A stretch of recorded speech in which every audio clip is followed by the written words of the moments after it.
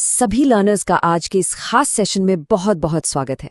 आज हम mount Everest और सर एडमंड हिलेरी वाले उस मशहूर आईएल्स एकेडमिक रीडिंग पैसेज को डीकोड करने वाले हैं। आज का मकसद सिर्फ जवाब खोजना नहीं है, बल्कि उस असली तरीके को पकड़ना है जो आईएल्स में वो परफेक्ट बैंड स्कोर दिलाता है। तो चलिए बिना देर किए शुरू करते हैं। आज के एजेंडे पर एक नज़र डालते हैं। माउंट एवरेस्ट का इतिहास, आईएल्स प्रश्नों के प्रकार, शॉर्ट आंसर हल करने का तरीका, ट्रू, फॉल्स, नॉट गिवन को क्रैक करना, कुछ बहुत ही ज़रूरी रीडिंग रणनीतियाँ और आखिर में कुछ फाइनल टिप्स। तो पहला भाग, माउंट एवरेस्ट के इतिहास की खोज। आइए पैसेज का एक ओवरव्यू लेते हैं।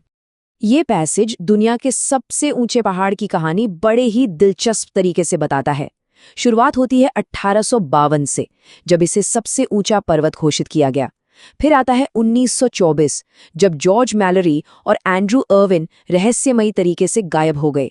इसके बाद 1953 का वो ऐतिहासिक पल, जब हिलेरी और नोर्गे ने पहली बार सफलतापूर्वक चढ़ाई की। और हाँ, 2005 में इस चोटी पर हुई एक शादी का भी मजेदार जिक्र है। ये टाइमलाइन पूरी कहानी को समझने का एक शानदार बेस बनाती है। अब कुछ खास शब्दों को समझे बिना आगे बढ़ना मुश्किल हो सकता है। स्किमिंग करते वक्त कुछ कीवर्ड्स सामने आएंगे, जैसे समिट मतलब पहाड़ की सबसे ऊपरी चोटी, एक्सपेडिशन यानी कोई लंबा अभियान, एडवर्सिटी जिसका सीधा सा मतलब है भारी मुसीबत या कठिनाई, और कॉमेमोरेट यानी किसी को याद करना या जश्न मनाना। पैसेज को गहराई से समझने के लिए इन शब्दों को दिमाग में रखना बहुत जरूरी है। दूसरा भाग, आईएल्स प्रश्न प्रकारों को समझना, जिसमें शामिल हैं शॉर्ट आंसर और ट्रू, फॉल्स, नॉट गिवन। इन सवालों को हल करने का तरीका एकदम सटीक होना चाहिए। सबसे पहला कदम, हमेशा वर्ड लिमिट चेक करनी है। जैसे यहाँ लिमिट है 3 शब्दों से अधिक नहीं। दूसरा कदम, ट्रू, फॉल्स और नॉट गिवन के पीछे के लॉजिक को अच्छे से समझना। और तीसरा, कीवर्ड्स और पैराफ्रेजिंग के लिए तेजी से स्कैन करना, यानी ये देखना कि एक ही बात को अलग शब्दों में कैसे कहा गया है। भाग 3, शॉर्ट आंसर प्रश्नों को हल करना। चलिए प्रश्न 1 से 6 तक इन्हें अप्लाई करते हैं। अब इसे असल में टेस्ट करके देखते हैं। पहले सवाल के लिए जब हम नेम कीवर्ड को स्कैन करते हैं तो टेक्स्ट से तुरंत पता चलता है कि वो एंड्रू वॉ थे जिन्होंने नाम सुझाया था। दूसरे सवाल में 1920 स्कैन करते ही एकदम साफ हो जाता है कि तिब्बत ही वो देश था जिसने 1920 में अपने बॉर्डर खोले थे। है ना बिल्कुल सीधा? इसी तरह आगे बढ़ते हैं। तीसरे सवाल में नॉट रिकवर्ड यानी जो नहीं मिला, उसे ढूंढने पर इरविन की बॉडी का रहस्य सामने आता है जो अभी तक नहीं मिली है। और चौथे सवाल में मैलोरी के शरीर से क्या गायब था? वो थी उनकी पत्नी की तस्वीर जिसे वो चोटी पर छोड़ने के इरादे से ले गए थे। पांचवें सवाल में पैसेज एकदम साफ कहता है कि हिलेरी ने सिर्फ नॉर्गे की तस्वीरें ली थी। और छठे सवाल का जवाब हिलेरी के चैरिटी वाले काम को स्कैन करने से मिलता है, जो सीधे हिमालयन ट्रस्ट का नाम सामने लाता है। भाग 4, ट्रू, फॉल्स, नॉट गिवन को समझना। चलिए प्रश्न 7 से 12 तक के थोड़े जटिल तर्कों को देखते हैं। ये वाला हिस्सा थोड़ा ट्रिकी हो सकता है।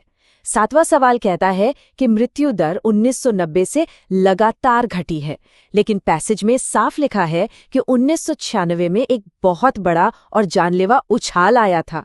इसका मतलब है कि गिरावट लगातार तो बिल्कुल नहीं थी, इसलिए ये कथन पूरी तरह से फॉल्स है। एक भी अपवाद कथन को झूठा बना देता है। 8वें सवाल में एक बहुत ही मजेदार और महत्वपूर्ण शब्द है फ्रूटलेस, यानी जिसका कोई फल न निकले, एकदम निष्फल। पैसेज कहता है कि सबूतों की खोज निष्फल रही, तो ये दावा कि उन्हें सबूत मिले 100% फॉल्स है। 9वें सवाल की बात करें तो टेक्स्ट कंफर्म करता है कि पहाड़ के नीचे देखते हुए तस्वीरें ली गई थी ताकि जीत का पक्का सबूत रहे। ये बात सवाल से हूबहू मेल खाती है, तो ये बिल्कुल ट्रू है। 10वां सवाल भी ट्रू है। पैसेज में क्लियर कट लिखा है कि जब खबर लंदन पहुंची तो हिलेरी को नाइट की उपाधि मिली और नॉर्गे को यूके द्वारा जॉर्ज मेडल दिया गया। मतलब दोनों को ही ब्रिटेन से उच्च सम्मान प्राप्त हुआ था। अब 11वें सवाल पर ध्यान देना बहुत जरूरी है। पैसेज बताता है कि हिलेरी एक मैकेनाइज्ड अभियान में शामिल हुए थे, लेकिन क्या वो ऐसा करने वाले पहले व्यक्ति थे? पैसेज में ऐसा कुछ भी नहीं लिखा है, और जब जानकारी मौजूद ही ना हो तो अंदाजा बिल्कुल नहीं लगाना चाहिए। ये सीधा सीधा नॉट गिवन है।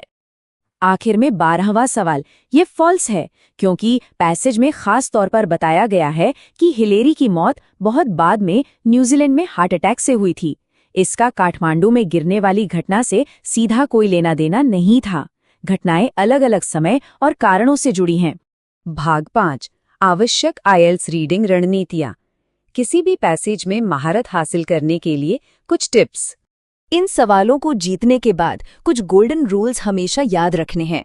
कीवर्ड्स को हमेशा अंडरलाइन करना है, पैराफ्रेज किए गए शब्दों पर पैनी नजर रखनी है, आसपास के वाक्यों को ध्यान से पढ़ना है, जल्दबाजी में कोई भी तुक्का नहीं लगाना है और सबसे बड़ी बात याद रखना है कि नॉट गिवन का मतलब बस इतना है कि वो जानकारी वहां मौजूद ही नहीं है। भाग 6 परीक्षार्थियों के लिए अंतिम विचार। चलिए अब शिखर तक पहुंचने की तैयारी करते हैं। चलिए इस सेशन को एक बेहतरीन थॉट के साथ खत्म करते हैं। रोज की प्रैक्टिस ही असली कॉन्फिडेंस लाती है। समझदारी से प्रैक्टिस करना और एक्टिव होकर पढ़ना ही वो सीक्रेट है, जिससे आईएल्स स्कोर पक्का ऊपर जाएगा। तो आखिर में सोचने वाली बात ये है, क्या यही एक्टिव रीडिंग, स्मार्ट स्कैनिंग और सही कीवर्ड्स ढूंढने की कला अगले मुश्किल रीडिंग पैसेज को क्रैक करने का सबसे बड़ा हथियार बनेगी? इसका जवाब लगातार अभ्यास में ही छिपा है। बस सीखते रहना है और आगे बढ़ते रहना है।